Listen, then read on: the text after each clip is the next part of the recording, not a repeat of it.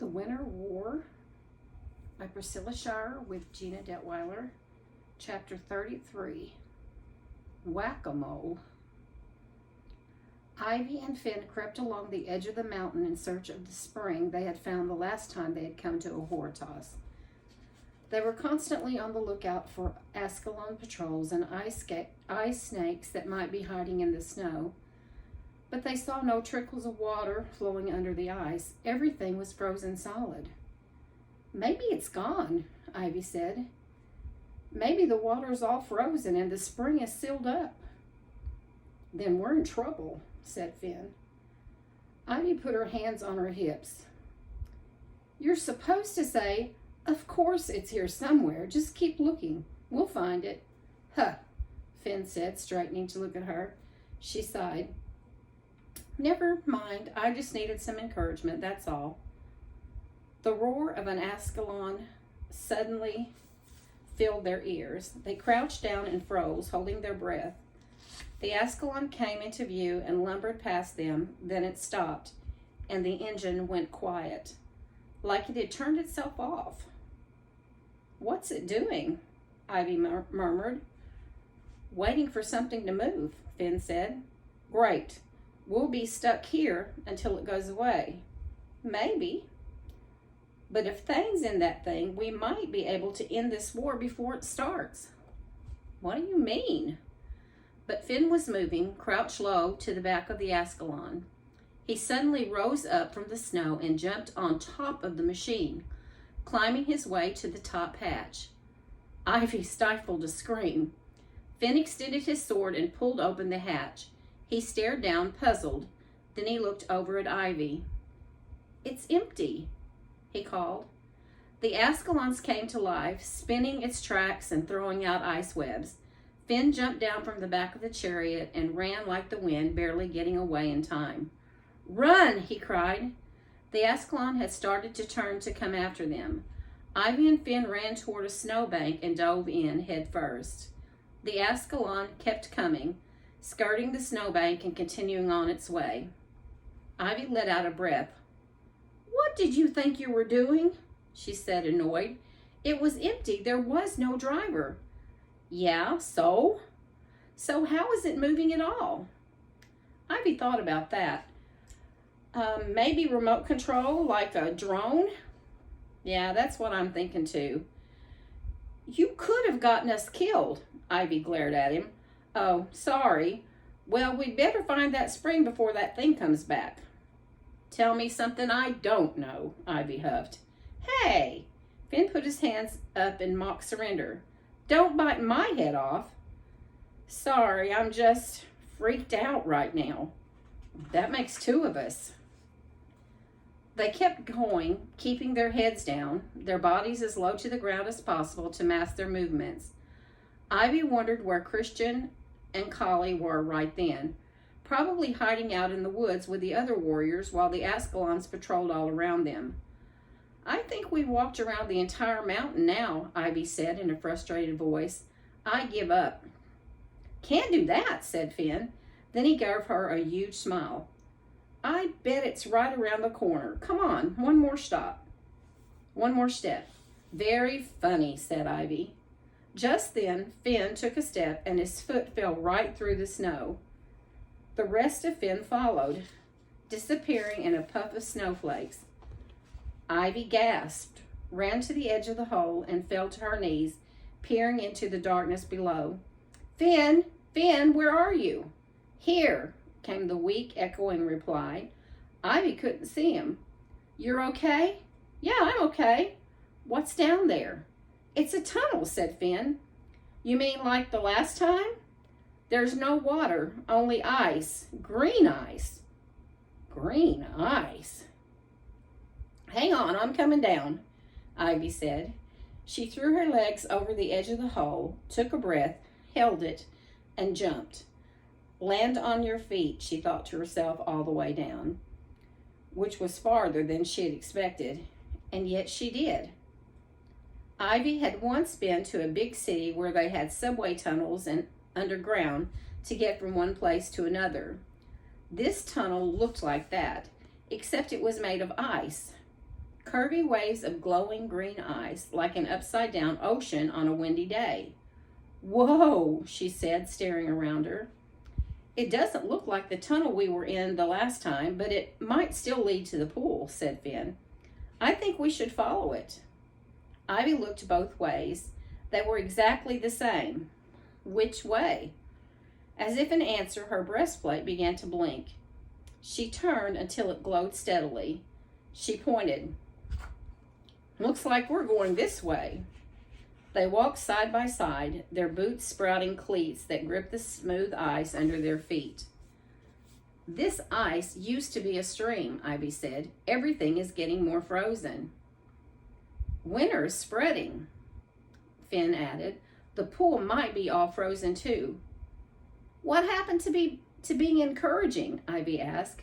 Oh, right. Well, if it's all ice, at least it won't spill as easily. Finn grinned. Ivy rolled her eyes. Well, wasn't that encouraging?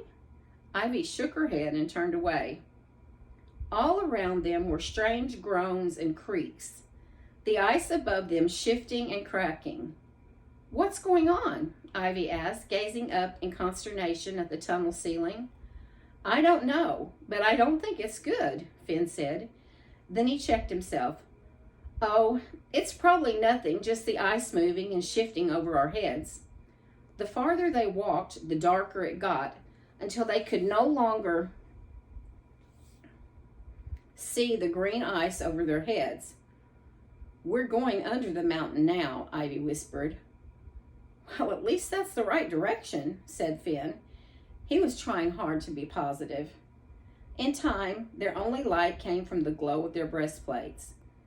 Suddenly, Finn stopped. Did you hear that? I think it's my stomach growling, said Ivy. No. It's water, Finn grinned. For real. I can even smell it. Me too, said Ivy, wrinkling her nose against the sulfur fumes that had started to waft in the air around them. I hope this is really it. They continued, feeling their way along the tunnel as the rotten egg smell got steadily stronger. Finally, they saw it, the pool. The water lapped gently against the edge of the tunnel walls, steam rising from the surface. It looked quite inviting, like a backyard swimming pool or a giant hot tub. We made it, she said, letting out a breath of relief. Yeah, said Finn. So we found the pool. But how are we going to carry out the water? Good question. Ivy looked all around. I don't see anything useful. Just a bunch of rocks. Well, maybe we could use our helmets, Finn said. Ivy considered it.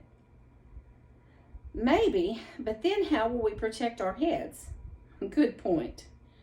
I really wish that Ruach had given us something to carry water with when he gave us those gifts, said Finn, discouraged, instead of just making our hands glow. Wait, Ivy thought back to that day when Ruach had put something in their hands.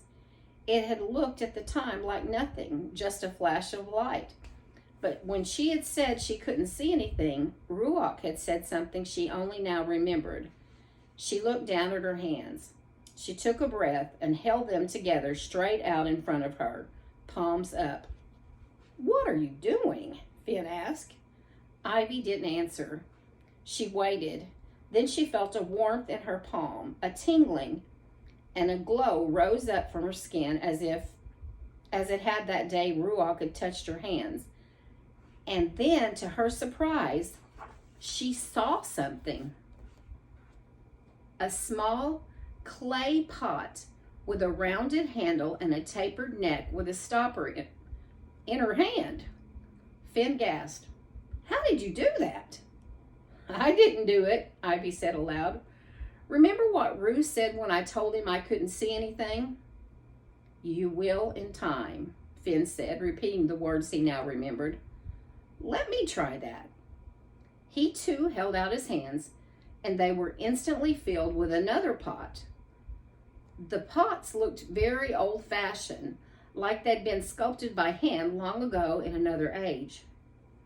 But they're so small, said Finn. They aren't going to hold much.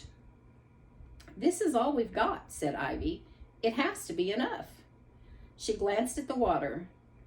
Do you see anything swimming around down there? Finn bent over to look. No? Good. Then maybe we can just fill our pots and get out of here. She pulled the stopper out of the pot and bent down at the edge of the pool. Holding the pot by the handle, she carefully dipped it into the water. Before the pot even touched the water, a huge splash knocked her backward. A leviathan rose up from the depths, its jaws snapping just inches away. Ivy fell backward, gasping, the little pot flying from her hand. Suddenly, the pool was filled with dark, circling shadows, twisting and turning around each other. Where did those come from? She sputtered, getting back up. To her dismay, she saw that her pot was now floating in the pool, rocked by the waves of the breaching leviathans. Oh no, now I've lost it. It's okay, said Finn. We still have mine. We need both. Ruach gave us each one. I have to get it back. But the leviathans. Ivy shoved the stopper in her pocket and took out her small red seed shield. Should have done this the first time, she said. I'm going out there to get the pot. She thrust her arm out straight, the seed tied in her fist, the shield deployed, a net of tiny red seed lights all around her. I'm coming with you, Finn said. He took out his kris and extended it to its full length. No more hands for the shield, he said. I've got you covered, Ivy said. Finn stood back to back with Ivy, close enough that they were both covered by the shield. On 3, ready? 1, 2, 3. They stepped out onto the pool together, bracing themselves. Their boots held them above the water, which rocked violently with the sudden reappearance of the leviathans. Breaching full force straight into the air, opening their wide jaws to display rows of sharp teeth. As soon as they hit the shield, they fell away, repelled by the force field the shield created. But they continued to badger Ivy and Finn as they struggled to keep their footing on the rolling waves, which pushed the clay pot farther and farther away from them. Finn would slam his sword on their heads, which made them fall back into the water, but otherwise did not do any damage. And for each one he managed to strike down, 2 rose up in its place. Ivy struggled to keep her shield deployed in the rocking waves as she bent to grab at the pot, which continually rolled away from her just before she grasped it. It's like playing an endless game of whack-a-mole, Finn said breathlessly. They keep coming back, more and more of them. Stay with me. I need to get the pot, Ivy said. A strong wave had suddenly pushed it toward her. Almost got it. Hang on. She bent forward, bracing herself to keep her balance, her fingers just touching the handle of the pot before she was knocked backward by another mountainous wave. She fell into Finn, who grabbed her before she hit the water. Both of them stared in amazement as the monstrous leviathan rose out of the pool, twice as large as the others, slitted yellow eyes fixed on them. Ivy had only one thought. There was no escaping this thing.